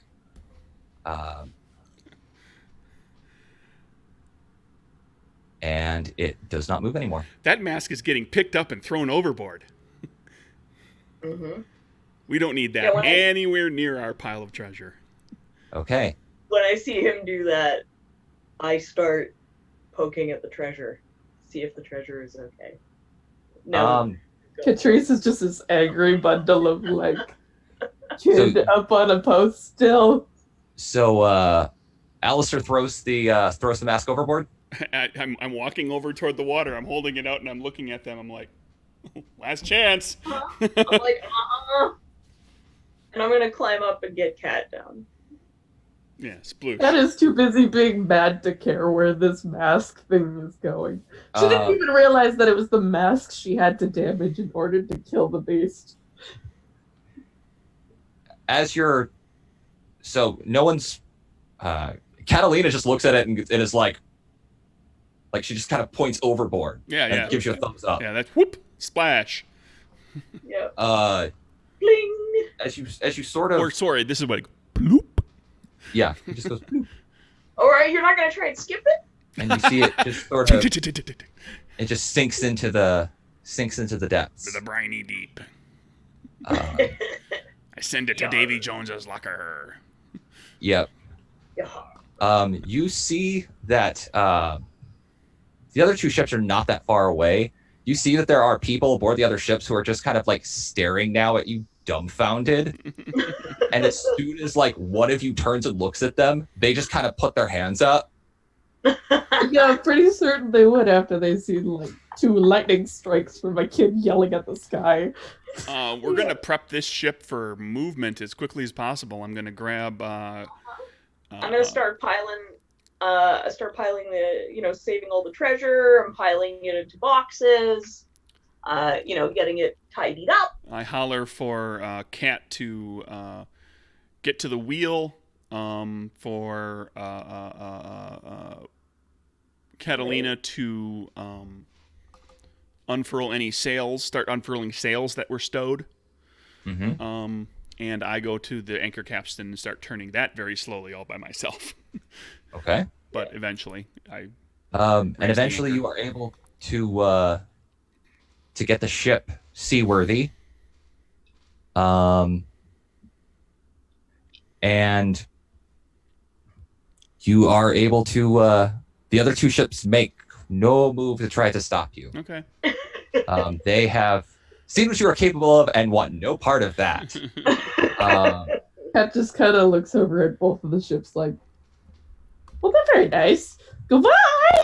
You see one of the sailors on the other ships goes, Bye! So we slowly start to get away with Don't follow us or we'll kill you. Goodbye! slowly start to get away with this ship. "Yep." Can I spend a moxie on narrative? Sure. Flashback to right before we left the ship we came out on here. Mm-hmm. Out on, yeah.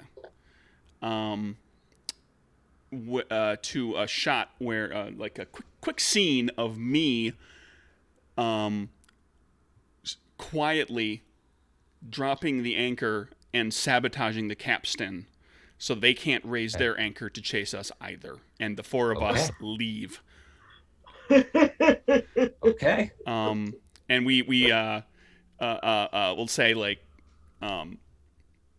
Cat's father is like in the water waiting for us to float by him, and we just we throw a rope down and haul him aboard on the way out too. So, and the five of us sail away with a boat that we can barely pilot ourselves. The only question I have for you is Silver you, or do you leave him aboard the ship? No, fuck him. Okay. Well, if we run into him later, we'll split. Whatever. We'll deal with him. We'll run into him later and help him out, but we're not gonna go all the way back.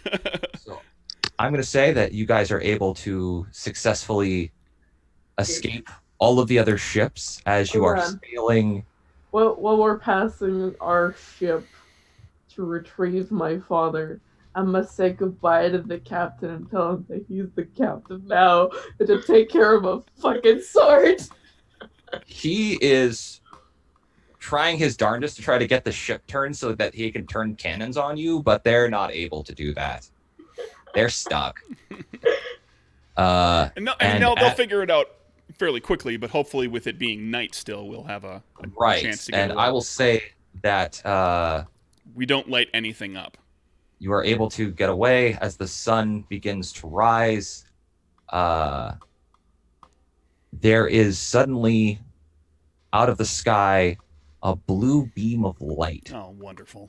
That strikes the sword, specifically the gem that Spooky Stephanie is holding, and a ship, very strange ship, one that you've never seen before, one with a red hull, begins to pull towards your ship, and that's where we are going to end things. Oh my. I love it. That's awesome. And that is our session of Capers Pirates. Players, thank so you. much for letting me run this. Here's my question for you. Do you know what that red ship is?